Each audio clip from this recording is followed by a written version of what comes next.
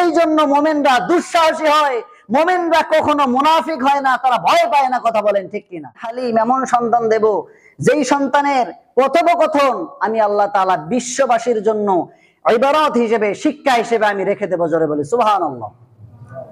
সন্তান হয়ে গেল।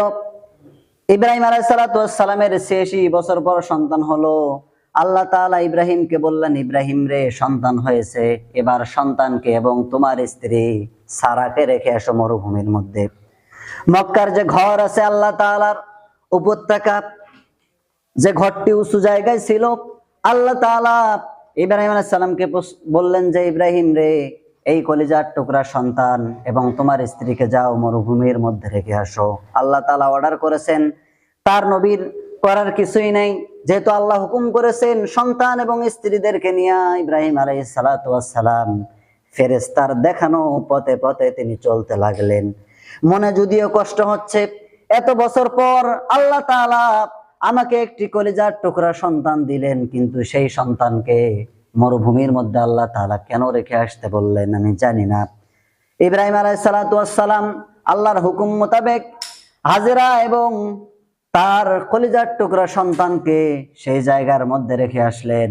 হাজেরা ডাক দিয়ে বললেন, স্বামী গো, আমার কাছে খাওয়ার মতো কোনো জিনিস নেই, সামান্য কয়টা তানার খেজুর কয়টা আছে, আর এই পুটলার মধ্যে সামান্য কিছু পানি আছে, এই কয়টা জিনিস শুধু আমাদের কাছে আছে। এমন একটি জায়গায় আমাদেরকে রেখে গেলেন যেখানে কোনো বাড়ি নাই, কোনো ঘর নাই, ধুধু মরুভূমি, কোনো কিছুই নাই। স্বামী, আপনি আমাদের কেন এখানে রেখে যাচ্ছেন?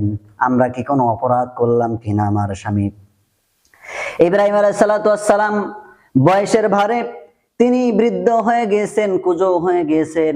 ইব্রাহিম আলাইহিস সালাতু ওয়াস সালামের মুখ দিয়ে কোনো আওয়াজ বের হচ্ছে না, কিন্তু তার স্ত্রী তো আল্লাহর পয়গম্বরের স্ত্রী। তিনি বুঝতে পারলেন অবশ্যই আল্লাহর হুকুম হয়েছে। তার স্ত্রী ডাক দিয়ে বলে, প্রাণের স্বামী, যদি এটি আল্লাহ তাআলার পক্ষ থেকে কোনো হুকুম হয়ে থাকে তাহলে আপনি চিন্তা করবেন না, আল্লাহ তাআলা আমাকে এবং আমার কলিজার টুকরা সন্তানকে এই মরুভূমির মধ্যে খাবার আর পানি দিয়ে মারবেন না।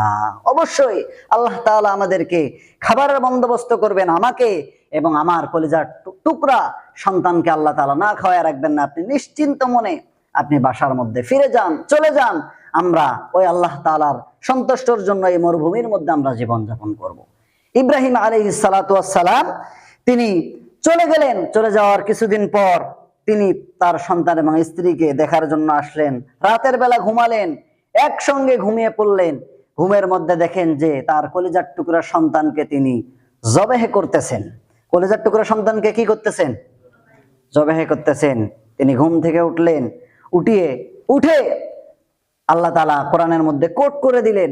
আল্লাহ তাআলা তার ইব্রাহিম এবং তার সন্তানের কথোপকথন আল্লাহ তাআলা পবিত্র কোরআনের মধ্যে উঠায়া দিয়েছেন। আল্লাহ তাআলা সূরা সফফাতের 2 নম্বর আয়াতে বলেন যে, ফালাম্মা বালাগা মাআহু সাইয়া ক্বালা ইয়া বুনাইয়া ইন্নী আরা ফিল মানাম আন্নী আযবাহুক। হে আমার কলিজার টুকরা সন্তান, আমি স্বপ্নের মধ্যে দেখেছি আমি যেন তোমাকে জবাহ করতেছি। সন্তান যখন পিতার সঙ্গে চলার বয়সে উপনীত হলো, কোন কোন মুফাসসিরিন ইকরাম লিখেছেন যে 12 বছর, কেউ কেউ লিখেছেন যে 13 বছর, কম বেশি হতে পারে। বলেছেন যে যখন তার পিতার সাথে চলার মতো সেই সন্তান বড় হলো, এরকম যখন তার পিতার সাথে দৌড়াদৌড়ি করার মতো বয়স তার হলো, তখন তিনি বললেন, হে আমার কলিজার টুকরা সন্তান, ইয়া বুনাইয়া, হে আমার কলিজার টুকরা সন্তান, ইন্নী আরা ফিল মানাম, আমি স্বপ্নের মধ্যে দেখি, হ্যাঁ স্বপ্নের মধ্যে দেখি আমি যেন তোমাকে জবাহ করতেছি। আন্নী আযবাহুক, আমি তোমাকে জবাহ করতেছি। ফানজুর মাযা তারা, তোমার অভিমত কি, তোমার রায় কি, তোমার সিদ্ধান্ত কি, আমাকে তুমি জানাও। এইভাবে যখন তার সন্তানকে বললেন, তার সন্তান তিনি বলতে পারতেন যে, আপনি কেমন বাবা, আপনি আমাকে এবং আমার মাকে ছোট্টবেলায় এখানে রেখে গিয়েছেন, আজকে আমি বড় হয়েছি তো আমাকে কোরবানি করার জন্য আপনি এখানে এসেছেন, আমি আজকে এই প্রশ্নের উত্তর আপনাকে দিতে পারবো না, আমাকে সময় দিতে হবে, এরকম কি কোনো কথা বলেছিলেন? কথা বলেন না কেন? সময় চাইতে পারতেন যে, বাবা আমার মায়ের সাথে একটু পরামর্শ করি, যেহেতু আমার মা আমাকে আপনি ছাড়া এত কষ্ট করে লালন পালন করলো এই মরুভূমির মধ্যে, আমার মায়ের সাথে একটু আমি পরামর্শ করে বুঝি, আগামী 2-3 দিন গেলে আপনাকে আমি জানাবো। এ ধরনের কি কোনো কথা হযরতে ইসমাঈল আলাইহিস সালাতু ওয়াস সালাম বলেছিলেন? এই জন্য বলেন নাই, আল্লাহ তাআলা বলেছিলেন যে ফাবাশশারনাহু বিগুলামিন হালিম। হালিম সন্তান কাকে বলে? দেখো, যেই সন্তান কোনো আর্গুমেন্ট পেশ করলেন না, পিতাকে বললেন না যে আমাকে সময় দাও। তার কারণ তিনি এমন এক সত্তার উপরে ঈমান এনেছেন যেই সত্তা তাকে উপর থেকে ছায়া দেন। এমন এক ইলাহের উপরে তিনি বিশ্বাস রাখেন যেই সত্তা তাকে কাছ থেকে তাকে সাহায্য করেন। এমন এক সত্তার উপরে আমরা ঈমান এনেছি যিনি আমাদেরকে সামন থেকে পথ দেখান। এমন এক সত্তার উপরে আমরা বিশ্বাস স্থাপন করেছি যিনি আমাদেরকে পিছন থেকে নিরাপত্তা দেন। জোরে বলি সুবহানাল্লাহ। তাহলে মুমিনরা সব সময় নির্ভীক হয়। মুমিনরা সব সময় কি ভীক হয়? নির্ভীক হয়।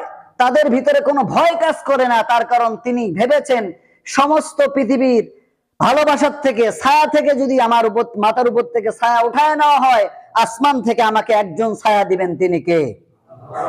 আমাকে যারা সহযোগিতা করেন, কাছ থেকে যারা আমাকে সহযোগিতা করেন, তারা যখন আমার কাছ থেকে সহযোগিতা উঠায় নিবেন, একজন আমার কাছ থেকে সহযোগিতা করবেন। তিনি কে?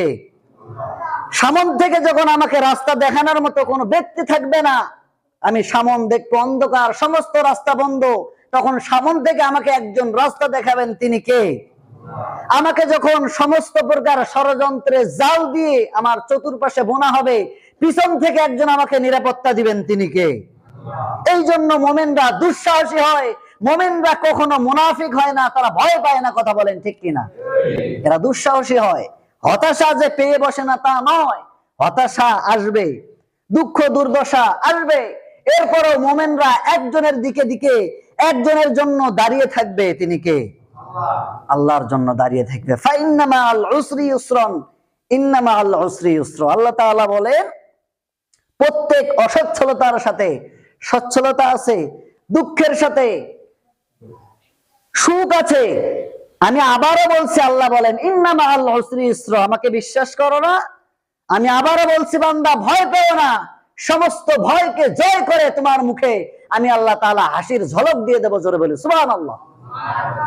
আমি আবারও বলছি ফাইন্না মাআল উসরি ইউসরান, ইন্না মাআল উসরি ইউসরা। দুঃখ এসেছে, দুঃখ তোমাকে না ছুঁইলে তুমি সুখ অনুভব করতে পারবে? অনুভব করতে পারবে না। এই জন্য দুঃখ মাঝে মধ্যে আমাদের মধ্যে আসা দরকার, হতাশা পেয়ে বসা দরকার।